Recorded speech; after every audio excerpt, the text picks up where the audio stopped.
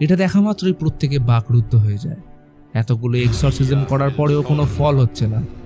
Father তখনকার মতো থেমে গেলেও রাত হতেই তিনি শুরু করেন 11তম এক্সরসিজম। এল এখন ভয়ানক হয়ে ওঠে। সে ঝাঁপিয়ে পড়ে ফাদারের উপর। সমস্ত শক্তি দিয়ে গলা টিপে ধরলে সেখানে উপস্থিত বাকিরা এলকে সরিয়ে কাবু করার চেষ্টা করলেও কোনো ফল হয় না। তার ভিতরে থাকা অশুভ শক্তি এলকে ভীষণ রকম টর্চার করতে শুরু করে। একটা সময় পর হঠাৎ মচ করে হাড় ভাঙা শব্দ করে এল থেমে যায়। সাথে সাথেই প্রাইভেট পার্ট থেকে রক্ত বেরিয়ে আসে।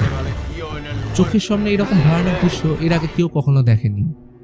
এল টমাসের দিকে তাকিয়ে হেসে তাদের প্রথম সন্তান আদ্রিয়ানের কণ্ঠস্বর নকল করে বলে ওঠে, বাবা কেমন আছো? তোমরা দুজন এইভাবে আমায় একা ছেড়ে চলে গেলে, কেউ খেয়াল করলে না। দেখো, তোমার জন্য আজ আমি মৃত। আমি আজ গভীর অন্ধকারে ডুবে চলেছি। কথাটা শেষ করতে ভয়ানক অট্টহাসিতে ফেটে পড়ে এল। ওরা বুঝতে পারে সব কিছু ছিল শয়তানের চাল। টমাস এইবার এক্সরসিজম থামিয়ে দেয়। ফাদারকে চিৎকার করে বলে, আমি এইসব মানি না। আমার মেয়েকে আমি সুস্থ দেখতে চাই, তাকে জীবিত দেখতে চাই। এটাই আমার কাছে সব থেকে বেশি ম্যাটার করে। ইতিমধ্যে লোলা নিচে বাড়ির সামনে ওয়েট করছিল। হঠাৎ দেখে টমাস বৃষ্টির মধ্যে একা বেরিয়ে কোথাও গাড়ি নিয়ে চলে গেল।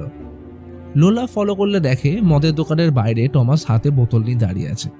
লোলা তাকে বলে, এনরিকে থেকে জিজ্ঞেস করে জানা গেছে যে ওই দিন রাতে ওরা ওর ড্রিঙ্কসে ড্রাগ মিশিয়েছিল। এটা তারই এফেক্ট। আমাদের এই মুহূর্তে তাকে হসপিটালে নিয়ে যাওয়া উচিত। তার শরীরের ভিতর শয়তান নামক কোনো বস্তুই নেই। এটা আপনাদের মনের ভুল। কিন্তু টমাস তাকে থামিয়ে বলে, আমি নিজের চোখে যা